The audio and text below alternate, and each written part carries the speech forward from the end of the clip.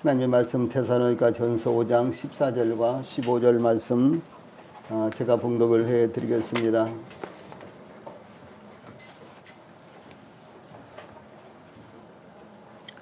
또 형제들아 너희를 권면하노니 게으른 자들을 권기하며 마음이 약한 자들을 격려하고 힘이 없는 자들을 붙들어주며 모든 사람에게 오래 참으라. 삼가 누가 누구에게든지 악으로 악을 갚지 말게 하고 서로 대하든지 모든 사람을 대하든지 항상 선을 따르라. 아멘. 자, 우리 성도님들 앞에 보시고 한번 같이 읽읍시다. 시작.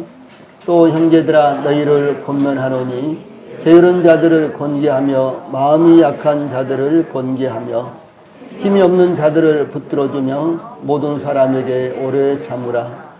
삼가 누가 누구에게든지 악으로 악을 갚지 말게 하고 서로 대하든지 모든 사람을 대하든지 항상 선을 따르라.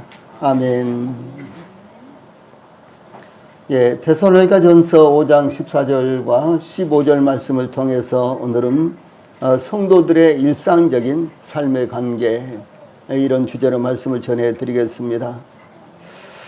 우리 성도들이 교회 안에서 이제 성도들 간에 서로 관계를 이어가면서 주님을 섬기고, 또 그런가 하면 또 세상에서는 또 가족들과 혹은 또 뭐 친지들과 또 알지 못하는 사람들과 이렇게 사회적인 구조를 이루면서 살아가고 있는데, 어떻게 이와 같은 삶을 그리스도인으로서 어떻게 이와 같은 삶을 살아갈 것인가, 이런 주제가 되는 것입니다.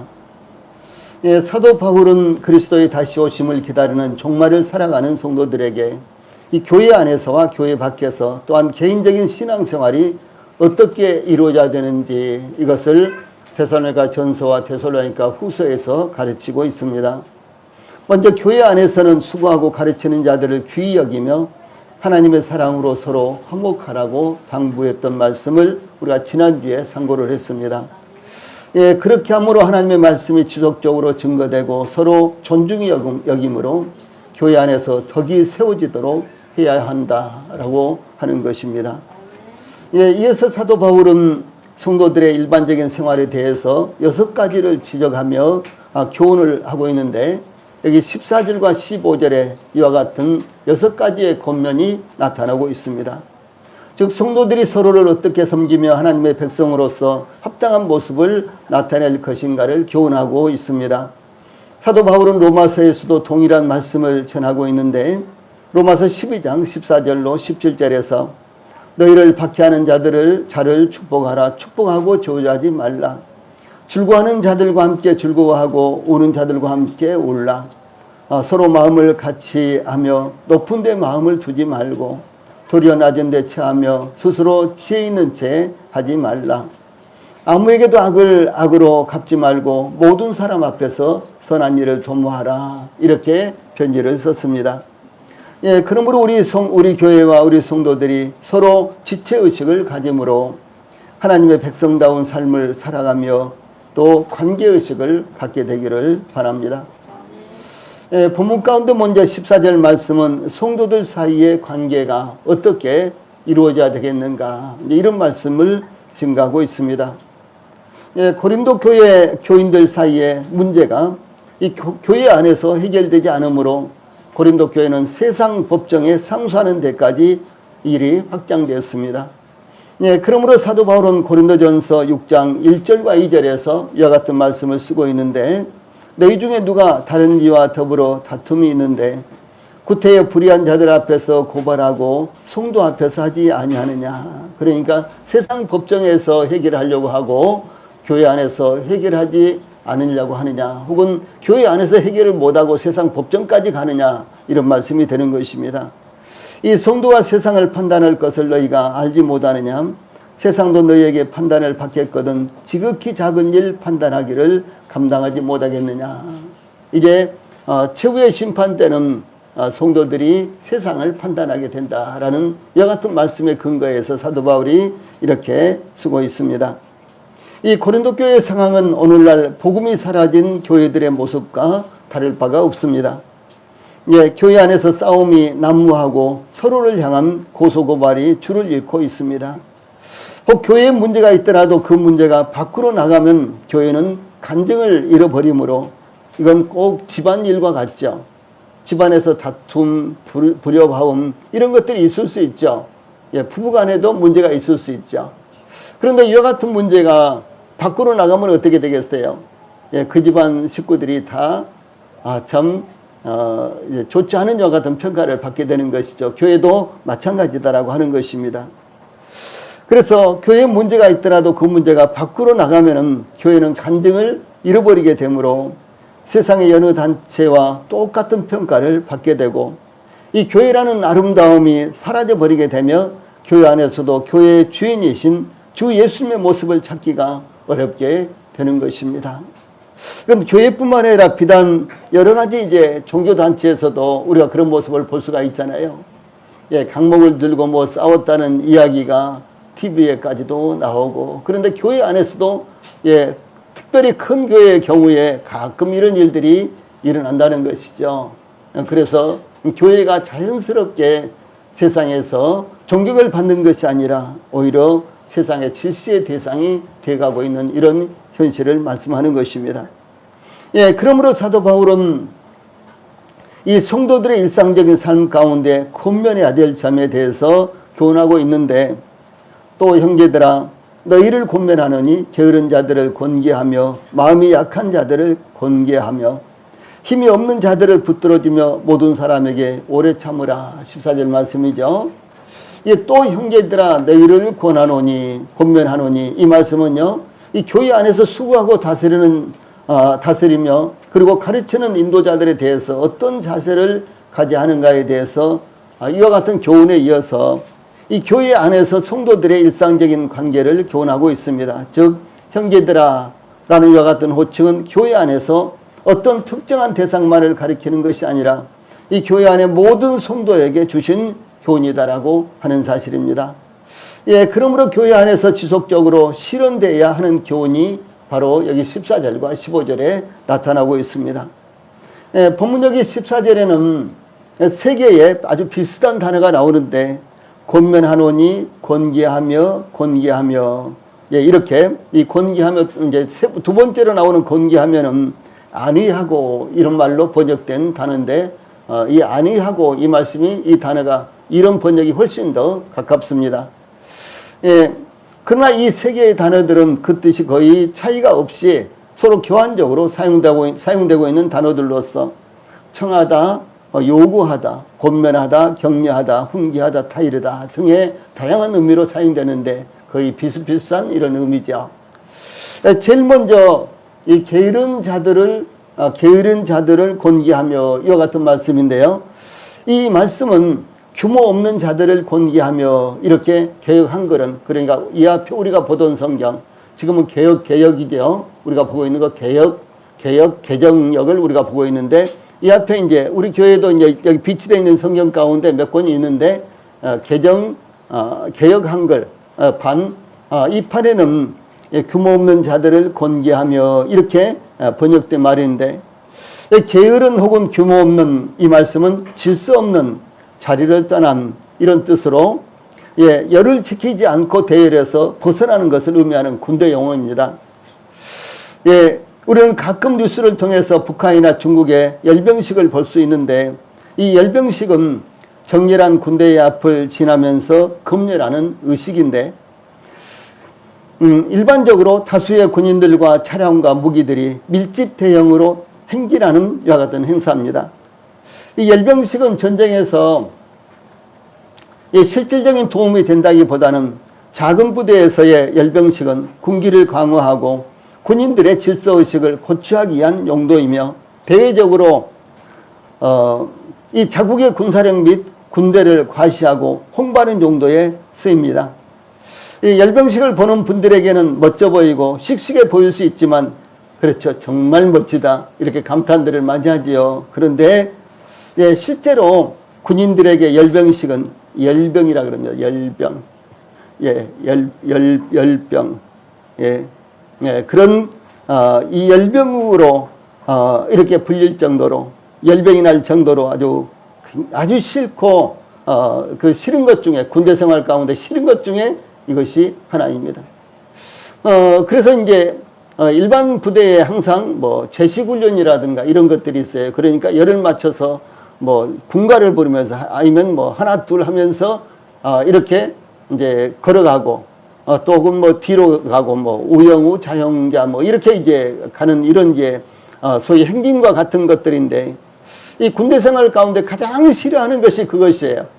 예, 이 정도로 아주 그야말로 열이 날 정도의 이와 같은 의식이 소위 열병식인데, 예, 이 만약에 이와 같은 열병식에서 이 한 사람이 대열에서 튀어나온다거나 발이 맞지 않는다거나 키가 크거나 작으면 전체가 무질서하게 보이고 말 것입니다. 의장대가 소총 돌리기를 하는데 한 병사가 총을 떨어뜨렸다거나 다른 사람들과 동작이 일치가 되지 않았다면 얼마나 어색하고 그 의식은 그야말로 망치게 되겠습니까? 이와 같은 일들이 군대에서는요 아주 작은 규모로도 일어나고 이렇게 국가적으로도 뭐 우리나라는 뭐 국군의 날 때 이렇게 한다든가 저 북한에서는 뭐 건군일 때 한다든가 뭐 등등 이와 같이요 이제 많이 하는데 일반적으로 지금은 자유민주주의 국가에서는 이런 것들을 별로 잘 하지 않습니다. 해도 아주 소규모로 하는데 과거 우리나라도 뭐 5.16 혁명이 일어난 다음에는 저 여의도 광장에서 엄청나게 막 퍼레이드를 했죠. 그렇죠. 그래서 막 하늘에는 막 전투기가 날아다니고 뭐 이러면서요 퍼레이드를 했는데 요즘은 북한이나 중국에서 그야말로 연례 행사처럼 이렇게 하고 있고 그런가 하면 러시아도 가끔 이런 일들을 하고 있는데 이와 같은 것들은 요즘은 이제 전체적인 이와 같은 체제를 갖춘 이런 국가에서나 하고 있고 일반 자유민주주의 국가에서는 거의 하지 않은 이와 같은 일들입니다. 이 본문에서 그러니까 규모 없는 혹은 게으른 이것은요 이 열을 지어서 가는데 어떤 그 중에 한 사람이 툭 튀어나온다든가 아니면 뒤떨어진다든가 이렇게 질서가 와해된 상태를 이렇게 가리키는 단어라고 하는 사실이죠. 그래서 이 본문에서 게으른 혹은 규모 없는 이라는 단어는 일치하지 않은 채 다른 이들이 자기를 지원해, 다시 말해서 일하지 않은 채 다른 이들이 자기를 지원해 주기를 바라고 이 게으르고 문제를 일으키는 이와 같은 사람을 의미합니다. 또한 교회에서 성도들과는 다른 입장을 취함으로 다툼과 알력을 일으키는 이 다루기 힘든 이와 같은 자들을 가리키기도 합니다. 그는 자신이 진리편에 있다고 주장하지만 실은 부풀은 자아와 완고한 의지를 드러내는 것에 불과한 이런 모습입니다. 그는 일반 성도들과 다른 생각을 가짐으로 대열에서 벗어나 있는 것입니다. 이런 경우 교리적인 편견을 가지고 진리의 어느 한 면만을 지나치게 강조함으로 성경적인 가르침의 균형을 잃어버린 경우를 말하는데 오늘날로 말한다면 극단적인 칼빈주의나 극단적인 알미니안주의 혹은 폐쇄적인 형제교회 이런 것들을 이런 부분들이 나타나고 있습니다. 과거에 이제 한 교회에서 몇몇 형제 자매들이 우리는 이제 구원받았기 때문에 절대로 죄를 짓지 않는다 이렇게 선포를 했어요. 그런데 구원받았다 그럴지라도 육신이 저희들에게 그대로 있기 때문에요. 다시 말해서 이 죄의 성품이 있기 때문에 언제든지 우리는 환경에 따라서 이제 또 사탄 마귀의 충동에 의해서 죄를 범할 수가 있습니다. 그런데도 불구하고 그들이 이제 교회에서 여러 가지 권면을 하고 말씀으로 가르치고 그래도 그 몇몇이요 이제 고집을 피우고 계속해서 자기들의 의견을 이제 주장하다가 결국은 그들 스스로 떨어져 나가서 교회에서 떨어져 나가서 자기들만의 이렇게 그룹을 이뤘습니다. 그런데 이제 이런 그룹들은 그렇게 오래 가지 못합니다. 왜냐하면 그것이 성경적이지 않기 때문에. 만약에 그것이 성경적이면 목숨을 걸고 그것을 붙들게 되고 지키게 되겠지만 그러나 그것이 성경적이지 않기 때문에 얼마 못 가서 와해돼서 불불이 다 흩어져 버리는 이와 같은 모습을 본 적이 있습니다. 그래서 이와 같이 극단적인 이와 같은 이제 교회 안에서도 이런 주장을 하는 분들이 가끔 일어나기도 한다라고 하는 사실이죠. 이 데살로니가 교회의 경우는 보다 더 실질적인 문제가 있었습니다. 사도 바울은 데살로니가 교회에 대해서 데살로니가전서 1장 3절에서 너희의 믿음의 역사와 사랑의 수고와 우리 주 예수 그리스도에 대한 소망의 인내를 우리 하나님 아버지 앞에서 끊임없이 기억함이니라는 이 아름다운 점에 대해서 칭찬을 합니다. 또 뿐만 아니라 각 장마다 이 데살로니가전서와 후서의 각 장마다 그리스도의 다시 오심의 복스러운 소망을 언급을 했습니다. 대부분의 성도들이 사랑의 수고를 계속하고 있었으며 몇몇은 그리스도의 강림이 임박했다면서 또 생계를 위해서 일할 필요가 없다고 주장하는 이와 같은 이상한 사람들도 있었다는 것이죠. 오늘날로 말하면 마치 시한부 종말론자 같은 이런 자들이 있었습니다. 이들은 교회 안에서 게으름뱅이요 일꾼들의 짐이 되었습니다. 그들의 무질서한 품행은 성도들의 짐이 되었으며 교회의 아름다운 간증의 오점이 되고 말았습니다. 그러므로 게으른 자들에 대해서 권기하며, 이 말씀은요, 권기하며, 이 말씀은 충고하다라는 의미입니다. 그래서 합당한 권고와 충고로서 바로 잡아줘야 된다라고 하는 사실을 말씀하고 있습니다. 두 번째로 마음이 약한 자들을 권기하며, 여기에 안위하며라는 뜻입니다. 그래서 마음이 약한 자들은 동료들의 죽음으로 슬퍼하는 자들이나 그 외에 어려운 사정으로 낙심하고 있는 자들을 가리킵니다. 이 본문에서는 최근에 사랑하는 사람을 잃고 낙심에 빠져있는, 그러므로 위로와 경제가 필요한 이들을 가리키는 것입니다. 우리 그리스도인들의 삶 가운데서도 우리가 기도하는 대로, 우리가 원하는 대로 우리의 생애가 평탄하면 좋은데 그렇지 않을 때가 참 많습니다. 갑자기 사고를 당한다든가, 갑자기 가족들 가운데 무슨 어려운 일이 발생한다든가 그런 일이 있잖아요. 그럴 경우 이제 하나님께서 왜 나에게 이런 어려운 일을 주셨을까라고 하면서요 낙심하고 이제 그런 경우가 있을 수 있죠. 근데 이런 경우에 여기에 마음이 약한 자들이라고 이렇게 표현을 하고 있는 것입니다. 이들은 문제를 일으키지도 않았고 이 책망을 들을 만한 일도 없었으며 그러므로 오직 위로와 격려가 필요한 이런 성도들이었습니다. 이들은 노쇠하거나 정신적으로 미숙하기 때문이 아니라 문제와 시련 때문에 의기소침하고 낙심한 자들이기 때문에 권계, 즉 안위가 필요한 이들이었습니다. 그러므로 본문에서 권기하며 안위하고 라는 말씀은 위로하다, 용기를 북돋아주다 라고 하는 이와 같은 뜻입니다. 그러므로 어려운 상황에 처한 성도들을 우리 성도들이 위로하고 격려하여 일어설 수 있도록 붙들어주는 것을 여기서 말씀하고 있는 것입니다. 세 번째로 힘이 없는 자들을 붙들어주며 라는 말씀이 나오는데 여기에서 힘이 없는 자들은 힘없는 약한 이런 의미로요. 육체적인 것일 수도 있고 정신적인 것일 수도 있는 두 경우에 함께 사용되는 이런 단어인데 이 본문에서는 믿음이 약한 자들을 가리킵니다. 이들에게는 붙들어줘야 되는 섬세한 돌봄과 사랑을 필요로 하며 또 붙들어주며 소위 도와줘야 되는 이와 같은 목자의 심령을 가진 성도와 가까이에서 격려하며 필요한 영적인 도움을 베풀어주는 것을 의미합니다.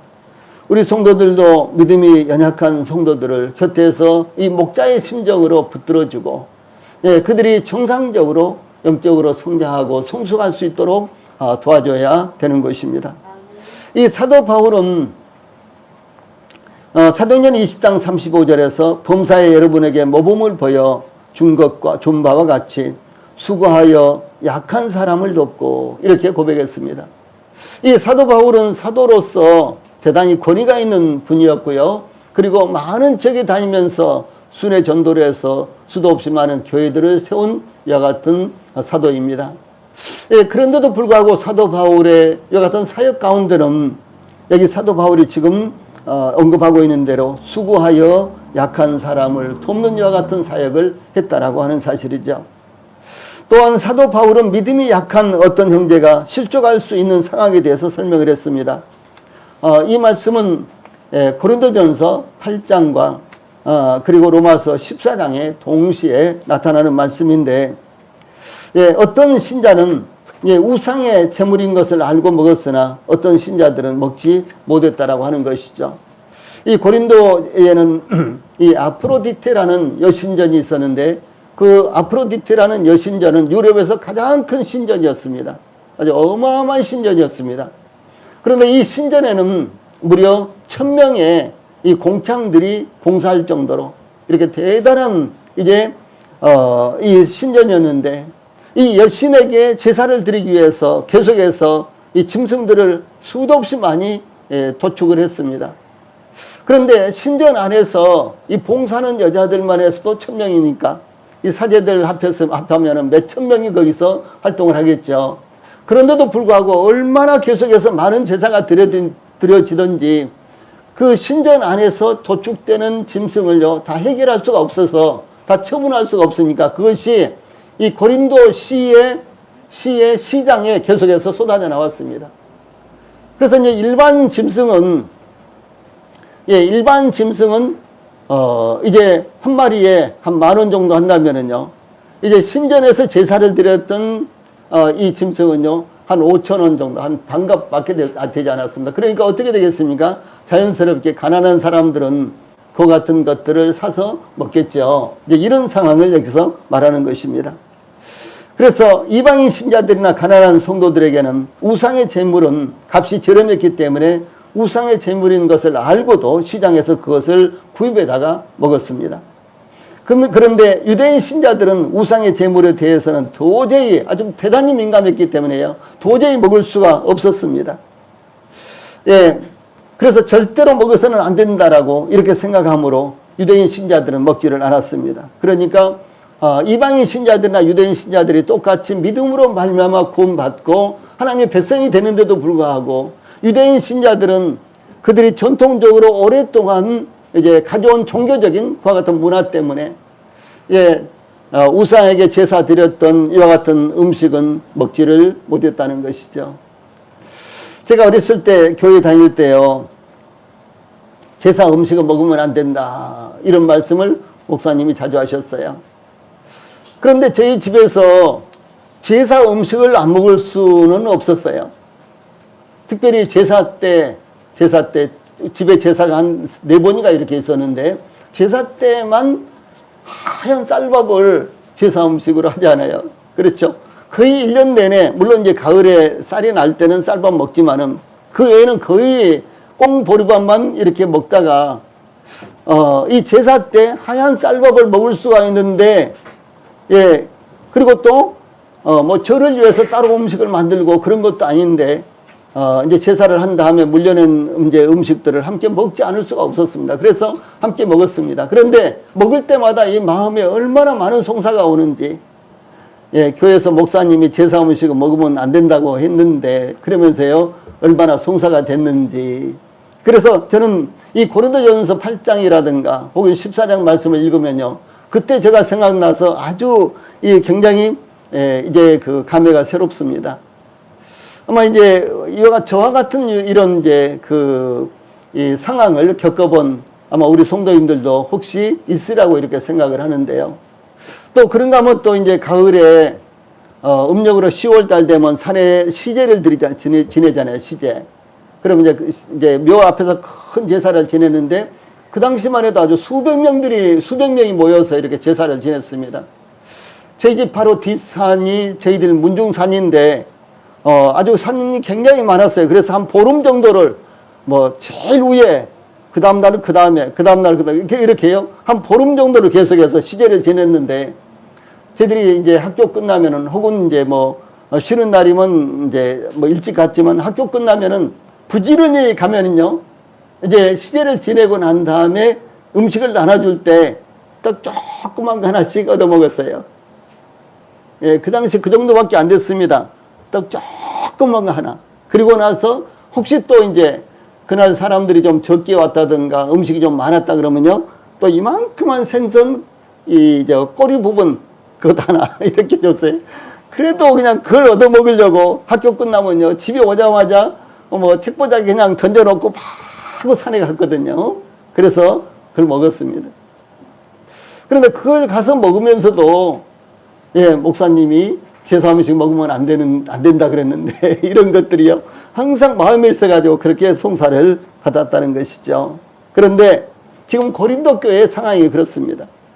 고린도 교회에 소속된 유대인들은 아예 죽으면 죽었지, 굶으면 굶었지, 제사 음식은 먹지 않았는데, 신전에서 나온 음식은 먹지 않았는데, 이방인 신자들은 그것이 아무런 문제가 없었기 때문에, 자기들 생각에요, 자기들의 습관에 아무런 문제가 없었기 때문에 그 신전에서 나온 음식을 이제 구입에다가요 자연스럽게 먹었다라고 하는 사실이죠.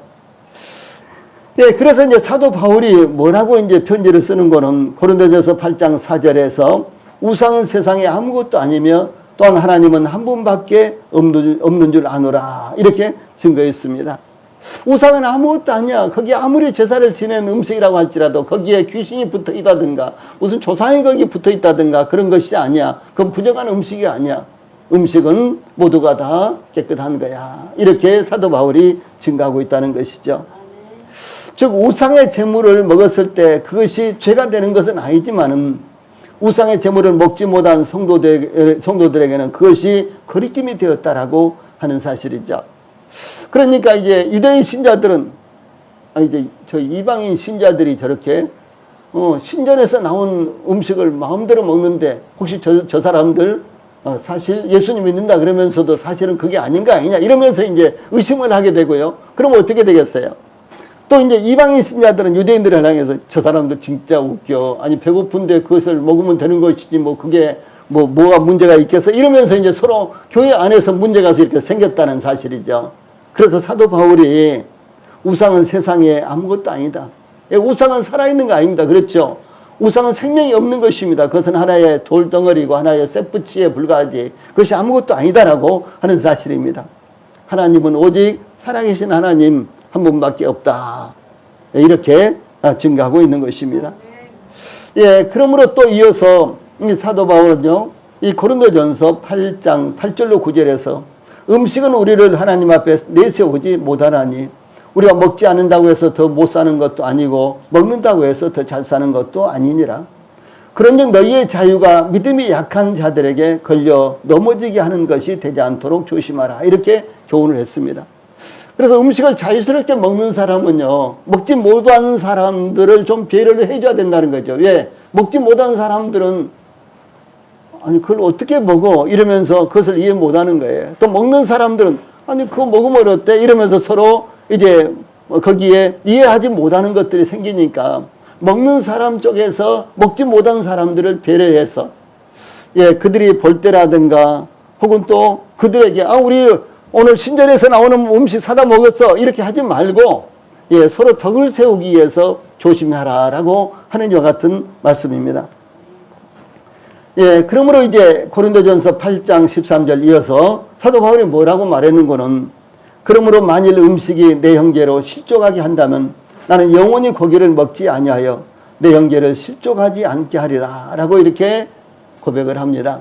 무슨 말인고는 만약 나 때문에 어떤 형제가 어려움을 겪는다면은 만약 나 때문에 믿음의 혼란을 가져온다면은 나는 아예 고기를 먹지 않겠다.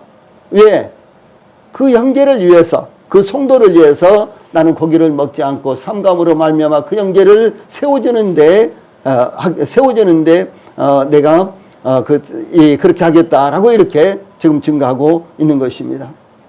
이와 같이 자기 중심이 아니라 다른 형제를 배려하는 믿음을 가져야 된다라고 하는 사실을 여기 지금 말씀하고 있는 것입니다. 네 번째로는 모든 사람에게 오래 참으라. 이렇게 증거하고 있습니다.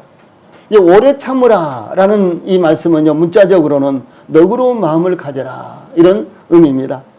무리하고 고집스러운 자들을 대할 때나 심약하고 민감한 사람을 대할 때나 한결같이 이해하고 받아주는 것을 의미합니다. 우리는 우리의 자녀들이나 가까운 사람들에게는 오래 참고 용납을 합니다. 그러나 우리와 생각이 다르다거나 우리와 관련 없는 사람들 혹은 정치적인 견해가 좀 다르다고 하는 사람들, 이런 사람들에 대해서는 우리는 쉽게 용납을 하지 못하는 것입니다. 또 우리에게 해를 끼치는 사람들에 대해서도 우리는 오래 참지를 못합니다. 이 오래 참는다라고 하는 것은요, 오래 참음은 성령의 9가지 열매 중에 하나입니다. 갈라디아서 5장 22절 23절에 성령의 9가지 열매가 나오는데 그 중에서 오래 참음 이런 말씀이 나오죠. 그래서 성령의 9가지 열매 가운데 하나라는 것은, 이것은 우리 어떤 노력이라든가 우리의 인성에서 나오는 것이 아니라 하나님의 도우심으로, 하나님의 도우심으로 성령의 역사로부터 나오는 것이다라는 것을 의미를 합니다. 그러므로 오래 참으면 성도들의 시금석으로 우리 성도들이 스스로에 대해서 물어보십시오. 나는 나의 생각과는 다른 사람들에 대해서, 또한 나에게 해를 끼치는 사람들에 대해서도 오래 참는가? 이것을 항상 생각을 하면서 스스로의 신앙을 점검을 해봐야 되는 것입니다. 또한 오래 참으면 사랑의 속성으로서 사도 바울은 이 사랑의 속성을 언급하면서 제일 먼저 고린도전서 13장 4절에서 사랑은 오래 참고 사랑은 온유하며 이렇게 시작하고 있죠. 그래서 이 오래 참는다라고 하는 것은 사랑의 속성 가운데 제일 먼저 언급된 아주 중요한 요소가 된다라고 하는 사실입니다. 이 사랑의 속성 중에 제일 중요한 것이 오래 참는 것과 온유한 성품입니다. 그러므로 오래 참는 것과 이 온유한 성품은, 온유함은 사랑의 시금석과 같은 것입니다. 나는 온유한 마음을 가지고 성도들과 혹은 세상에 믿지 않은 사람들을 대하고 있는가? 나는 온유한 마음을 가지고 교회 안에서 또 하나님 앞에서 살고 있는가? 아니면 오래 참고 있는가? 이와 같은 것들이 우리들의 신앙을 점검하는 시금석과 같은 것이라는 것입니다.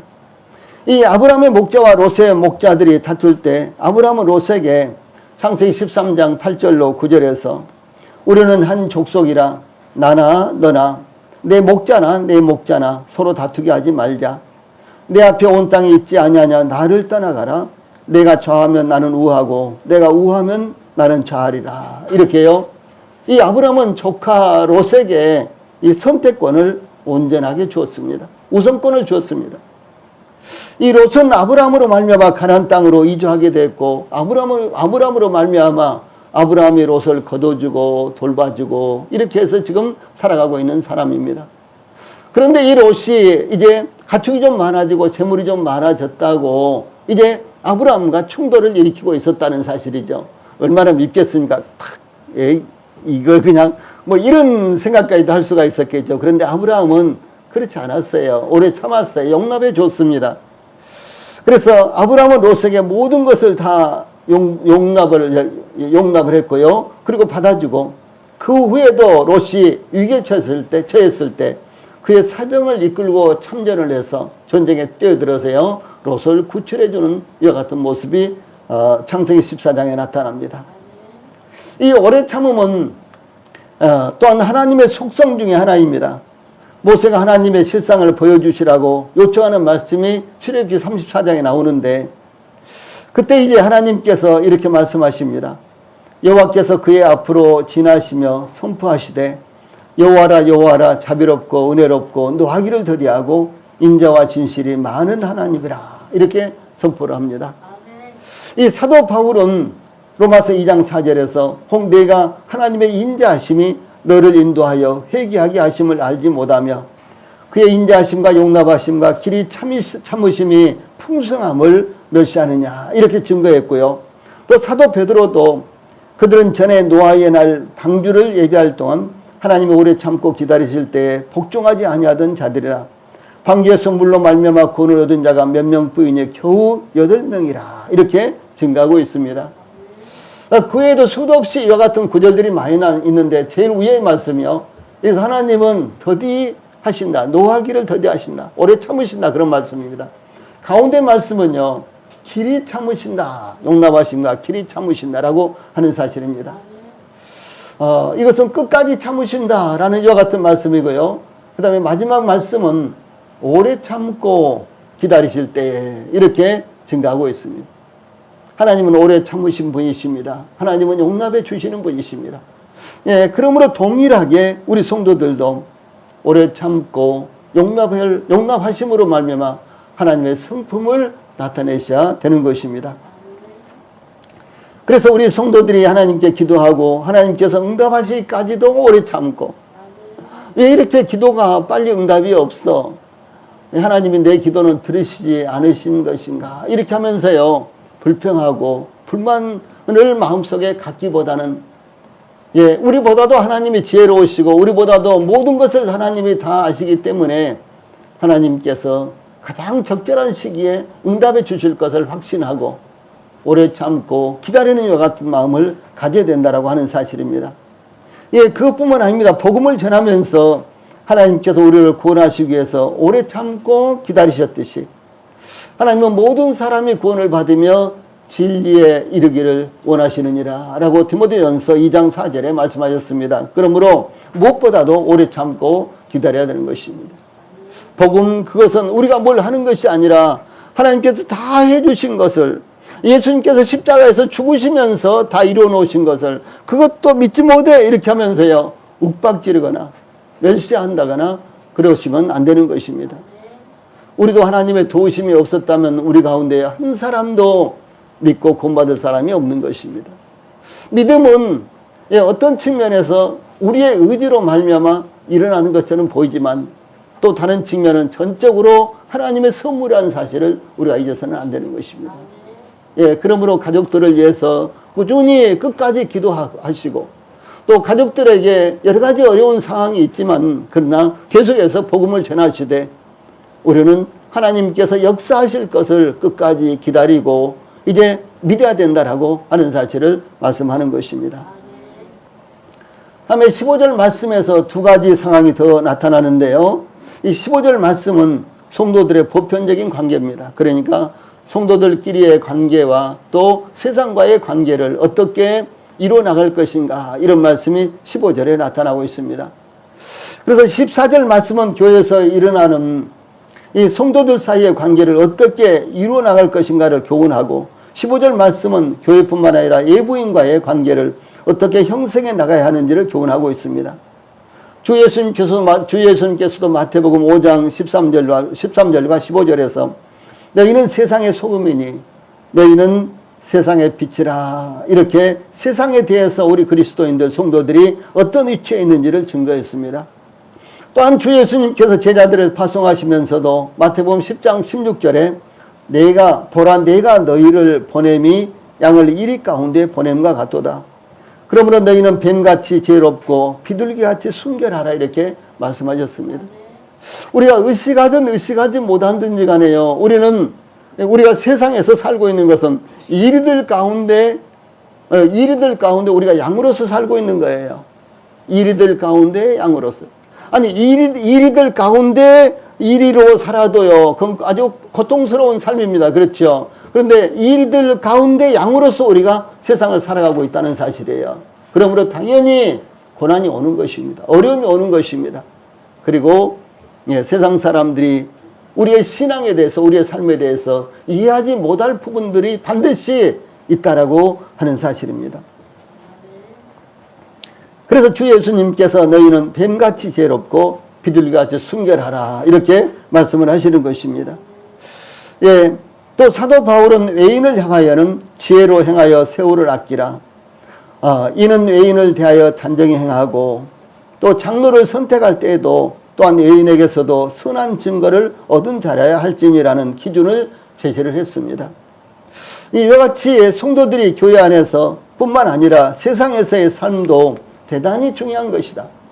그리고 교회 안에 우리 직분자들이 많죠. 그러면은 교회에서만 칭찬을 받고 교회에서만 참 좋아, 이런 말씀을 듣는 것이 아니라 세상에서도 우리 성도들이, 세상 사람들이 교회 다니지 않는지 몰라도 우리 성도들에 대해서요, 참 그 사람 좋아, 참 그 사람 괜찮은 사람이야, 이런 평판을 받는 분들이야 된다라고 하는 사실이죠.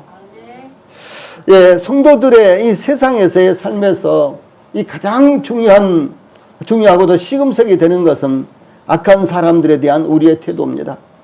즉 객관적으로 악한 사람들보다는 우리 성도들에게 악하게 대하는 이들에 대해서 어떤 태도를 가져야 되는가라고 하는 것입니다. 참 개인이 우리를 미워한다거나 우리를 싫어하는 사람들이 있죠. 예, 꼭 있습니다. 예, 아무런 손해도 끼치지 않고 아무런 어려움도 그 사람에게 주지도 않고 내가 그 사람에 대해서 다른 생각을 하지도 않고 있는데 그 사람은 이상하게 나를 미워하고 이상하게 나를 멀리하고 그런 사람들이 꼭 있다라고 하는 사실이죠. 우리는 대체로 세상을 살면서요, 한 대를 맞는다면 두 대는 못 때려도 한 대는 때려야지, 이런 생각을 가지고 살고 있을지 모르겠어요. 나는 절대로 맞지 않아. 뭐 지가 한 대 때려봐, 나는 한 대 못 때리겠어? 나는 두 대 때릴 거야. 뭐 이렇게 생각을 하면서 대체적으로 살아가고 있습니다. 예, 그래서 구약 성경의 율법에서도요, 이렇게 기록되어 있어요. 율법에요. 그러나 다른 해가 있으면 갑되 생명은 생명으로, 눈은 눈으로, 이는 이로, 손은 손으로, 발은 발로, 된 것은 된 것으로, 상하게 한 것은 상함으로, 때린 것은 때림으로 갚을지니라. 이런 말씀이요, 출애굽기와 레위기의 교석에서 기록되어 있습니다.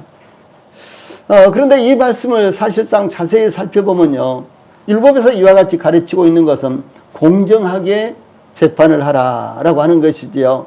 피해를 입힌 상대에게 피해를 받은 대로 그대로 보복하라라고 하는 말씀이 아닙니다. 예, 그 말씀의 의도, 그러니까 하나님이 이 말씀을 하실 때 어떤 의도로 하셨을까를 우리가 생각을 해야 되는 거예요. 예. 이 본문은 15절 전반부에 삼가 누구에게든지 악으로 악을 갚지 말게 하고 라고 이렇게 가르치고 있죠. 이 사도 바울은 로마서 12장 17절에서도 아무에게도 악을 악으로 갚지 말고 모든 사람 앞에서 선한 일을 도모하라, 이렇게 교훈했습니다. 예, 그러므로 사도 바울은 성경 여기저기에서요, 이와 같은 말씀을 자주 이제 가르치고 있다는 사실이죠. 예, 바울의 이와 같은 가르침은 주 예수님께서 마태복음 5장 44절에 나는 너희에게 이르노니 너희 원수를 사랑하며 너희를 핍박하는 자를 위하여 기도하라 라는 가르침에 기원을 두고 이렇게 가르친 것입니다. 여기 본문에서 삼가라는 말씀이 나오죠. 이 말씀은 보다, 지각하다, 주의하다, 이런 뜻입니다. 그래서 인간 본성이 실패하는 부분, 즉 실제 혹은 이 가상의 잘못에 대해 그대로 갚아주려는 성향에 대해서 주의하라, 더 생각해보라, 더 깊이 생각하라, 이런 뜻입니다. 누구나 그대로 갚아주고 싶어 합니다. 개인적인 일이나 사회적인 사건, 또한 국가적인 차원에서 발생하는 일들까지도 그대로 갚아주고 싶은 마음을 누구나 갖고 있습니다. 그러나 성도들은 이와 같은 마음을 경계해야 된다라고 하는 사실입니다. 자, 위의 말씀 같이 읽어봅시다. 시작. 나는 너희에게 이르노니 악한 자를 대적하지 말라. 누구든지 내 오른편 뺨을 치거든 왼편도 돌려대며 또 너를 고발하여 속옷을 가지고자 하는 자에게 겉옷까지도 가지게 하며 또 누구든지 너로 억지로 오리를 가게 하거든 그 사람과 심리를 동행하고 내게 구하는 자에게 주며 내게 구고자 하는 자에게 거절하지 말라. 이렇게 주 예수님께서 말씀을 하셨습니다. 또 주 예수님은 이것을 말씀하실 뿐만 아니라 직접적으로 실행을 하셨습니다. 그러므로 십자가에 못 박혀 죽음을 당하시면서까지도 이 자신을 십자가에 못 박은 자들을 향해서도 하나님 앞에 기도하기를 아버지 저들을 사하여 주옵소서 자기들이 하는 것을 알지 못함이니이다. 이렇게 기도하셨습니다. 또한 여기 본문에서 갚다, 갚아주다 이런 말씀은요, 내어주다, 반환하다, 되돌려주다, 회복시키다 이런 뜻인데 그대로 갚아주는 것, 저울에 달리듯이요, 값이 지불되거나 채무가 청산되는 것을 가리키는 것입니다. 그러니까 받은 대로 갚아준다, 그런 말이죠. 당한 대로 갚아준다, 이제 그런 말씀인데요. 이 데살로니가 교회의 성도들은 복음을 대적하는 자들로부터 많은 핍박과 해악을 당하고 있었습니다. 틀림없이 데살로니가 교회의 성도들도 그대로 갚아주고 싶었을 것입니다. 그러나 악을 악으로, 욕을 욕으로 갚는 대신 도리어 복을 빌되 신자와 불신자를 막론하고 모든 사람을 향하여 보복하지 말라. 이렇게 가르치고 있는 것입니다. 이어서 15절 후반절에 서로 대하든지 모든 사람을 대하든지 항상 선을 따르라. 이렇게 교훈하시므로 이 보복하지 않는 것으로 족하게 생각하지 말고 오히려 선을 따르라고 교훈하고 있습니다. 보복하지 않는 것으로 만족하지 말고 오히려 선을 베풀어라. 이렇게 말씀하는 것입니다. 보복하지 않고 참는 것은 견디기 어려운 것입니다.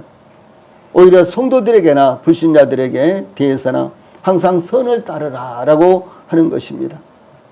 이것은 이제 개인적인 것과요, 공적인 것의 차이가 있습니다. 예를 들어서 우리나라가 북한으로부터 침략을 받았으면 어떻게 하겠어요? 그들이 총 쏘는데 우리는 대적하지 말으라 그랬으니까 총 쏘면 안 된다. 그런 말이 아니라는 것이죠. 이 공적인 것은 공적인 것으로 대항을 해야 되는 것입니다. 국가의 누군가가 법을 어겨서 잘못을 하면 그것은 이제 법으로서 재판을 하고 갚아줘야 되는 것입니다. 이것이 사회 정의요 국가의 정의가 되는 것입니다. 개인적으로 내가 좀 손해를 입었다, 피해를 입었다. 그러면 어떻게 할 것인가? 이것은요, 여기 말씀대로 악을 악으로 갚아주지 마라. 이렇게 말씀을 하고 있는 것입니다. 그래서 이 공적인 것과 개인적인 것, 또 국가적인 것과 우리 개인적인 것, 그것을 우리가 구분을 할 수가 있어야 되는 것입니다. 예, 그래서 오히려 성도들에게나 불신자들에 대해서나 항상 선을 따르라 이렇게 말씀하고 있는데, 여기 선이란 말은 선한 것 혹은 선한 사람으로서요, 선한 것에 대한 추구를 계속하라 이렇게 번역도 되었습니다. 여기 나오는 이제 악과 선한 것은 아주 대조적인 것이죠. 악한 것, 선한 것. 이것은 아주 대조적인 이와 같은 성품인데요. 예, 성도들은 교회 안에서 친밀한 사귐이 이루어지고 있는 성도들뿐만 아니라 이유 없이 기독교인들을 멸시하고 핍박하는 자들에게도 선으로 대해야 된다라고 하는 것입니다. 이것은 참으로 어려운 일입니다. 누가 누구에게든지 또한 서로 대하든지 모든 사람을 대하든지는 성도들 사이나 성도들과 불신자들 사이에서도 항상 선을 따라하는 것, 이것이 얼마나 어려운 일이겠습니까? 때로는 교회 안에서도 가깝게 교제하는 성도들과는 모든 것을 용납하지만 가깝게 교제가 이루어지지 않은 성도들에 대해서는 난처하게 대할 때가 종종 있는 것을 봅니다. 그러나 우리 교회와 성도들에게는 항상 선을 따르라 이렇게 교훈하고 있는 말씀을 우리 성도들의 마음에 담아야 되는 것입니다. 다시 말씀드리지만 이것은 참으로 어려운 일입니다. 이 사도 바울은 우리 성도들이 하나님의 사랑으로 용서받은 자들이기 때문에 그렇게 해야 된다라고 하는 것을 가르치는 것입니다. 하나님께서 더 큰 사랑으로 저희들에게 베푸셨고 더 큰 사랑을 저희들이 입은 자들이기 때문에 그렇게 해야 된다라고 가르치고 있는 것입니다. 자, 위에 있는 말씀 같이 읽어봅시다. 시작. 곧 우리가 원수 되었을 때 그의 아들의 죽으심으로 말미암아 하나님과 화목하게 되었은즉 화목하게 된 자로서는 더욱 그의 살아나심으로 말미암아 구원을 받을 것이니라. 그뿐 아니라 이제 우리로 화목하게 하신 우리 주 예수 그리스도로 말미암아 하나님 안에서 또한 즐거워하느니라. 자, 이렇게 증가하고 있습니다. 우리가 하나님과 원수였다는 것이죠. 그런데 우리가 하나님과 원수였는데 그 하나님과 원수된 것을 하나님께서 화해시키기 위해서 화목하게 하기 위해서요. 우리가 원수였는데 하나님께서 그 아들이 원수인 것처럼 그 아들을 십자가에서 죽이심으로 말미암아 처리하시고 저희들을 받으셨다라고 하는 사실이죠. 이것은 감히 이 세상에서는요, 우리가 상상할 수 없는 하나님의 사랑입니다. 그러므로 이런 사랑을 우리가 입었기 때문에 비록 우리가 약간의 피해를 본다고 할지라도 또 우리에게 악하게 대하는 사람들이 있다고 할지라도 우리 성도들은 선하게 대해라, 선으로 대해라 이렇게 말씀을 하고 있는 것입니다. 다음에 아래에 있는 말씀 에베소 2장 3절로 7절 말씀 같이 읽어봅시다. 시작. 전에는 우리도 다 그 가운데서 우리 육체의 욕심을 따라 지내며 육체와 마음이 원하는 것을 하여 다른 이들과 같이 본질상 진노의 자녀였더니 긍휼이 풍성하신 하나님이 우리를 사랑하신 그 큰 사랑을 인하여 허물로 죽은 우리를 그리스도와 함께 살리셨고 너희는 은혜로 구원을 받은 것이라. 또 함께 일으키사 그리스도 예수 안에서 함께 하늘에 앉히시니 이는 그리스도 예수 안에서 우리에게 자비하심으로써 그네의 지극히 풍성함을 오는 여러 세대에 나타내려 하심이라. 이렇게 사도 바울이 증가하고 가르치고 있는 것입니다. 여기 보면요, 여기 제일 먼저 2절에 우리는 본질상 진노의 자녀다. 본질상 진노의 자녀. 우리는 본질상 하나님의 진노를 받을 수밖에 없는 위치에 있었다. 그런 말입니다. 그런데 어떻게 우리가 이 하나님의 진노를 벗어날 수가 있었습니까? 그것은 하나님의 그 크신 사랑으로 그렇게 됐다라고 하는 사실입니다. 예, 그러므로 우리가 이와 같은 사랑을 입은 자들이기 때문에 우리가 세상에서 약간 피해를 본다고 하고 손해를 본다고 할지라도 그것을 끝까지 쫓아가서 피해나 더 찾아내려고 하시지 말고 약간 우리가 손해를 보더라도요, 참으라, 참고 견디고 선으로 대해라 라고 하는 사실입니다. 제가 짧은 이야기 하나만 하고 마치겠습니다. 제가 한 10여 년 전에 보이스피싱을 당했죠. 그래서 저는 그때 이제 카드론이 있는 것도 몰랐어요. 카드론. 그래서 이제 그쪽에서 다 불러달라고 해서 다 불러주고요. 나니까 이 카드론에서 2,300만이 빠져나가는 거예요.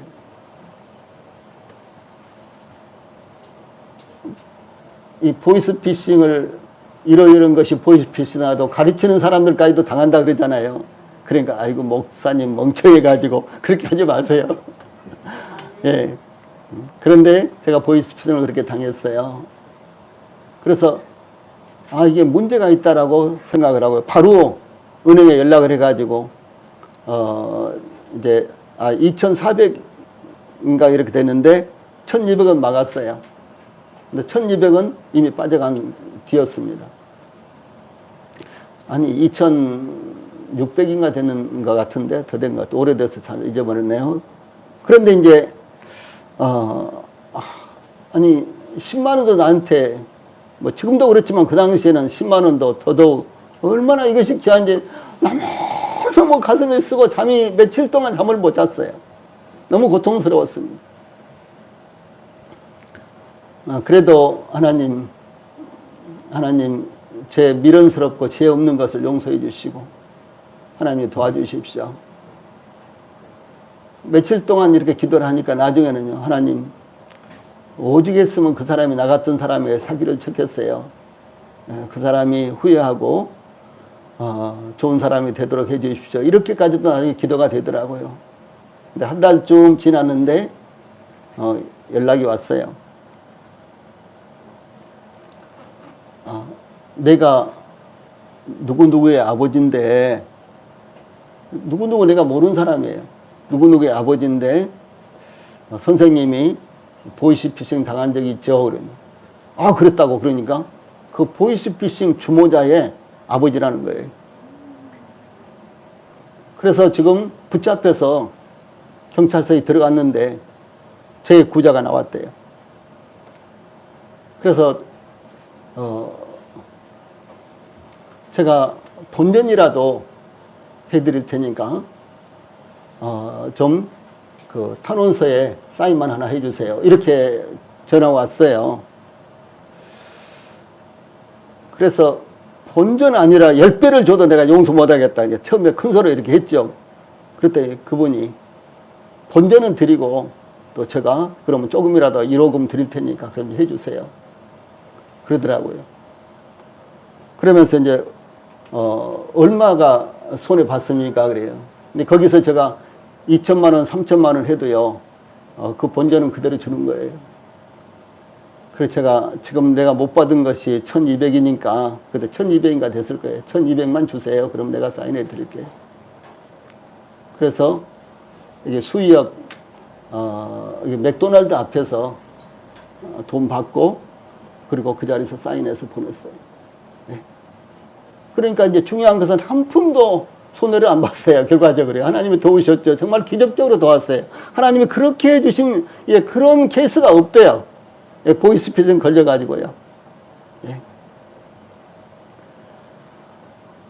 세상에는 이런 악한 일들이 참 많이 있습니다. 우리 성도들도요. 우리 성도들도 모르는 사이에 보이스피싱 안 돼. 그럼 걸리면 안 돼. 오는 전화 다 끊어. 안 받아. 그래도요. 우리 성도들도 모르는 사이에 걸릴 수 있어요. 항상 조심을 하셔야 돼요. 제가 여기서 말씀드리는 것은요. 이와 같이 세상에는 악한 것이 아주 난무합니다. 그래서 우리 성도들이 언제든지 손해볼 수 있고 어려움을 당할 수 있습니다. 예. 그런다고 할지라도 하나님께서 저희들에게 베풀어 주신 그 사랑이 얼마나 큰 것인가를 항상 생각하시면서 이제 이런 일에요. 참고 견디고 그리고 이겨나갈 수 있게 되기를 바랍니다.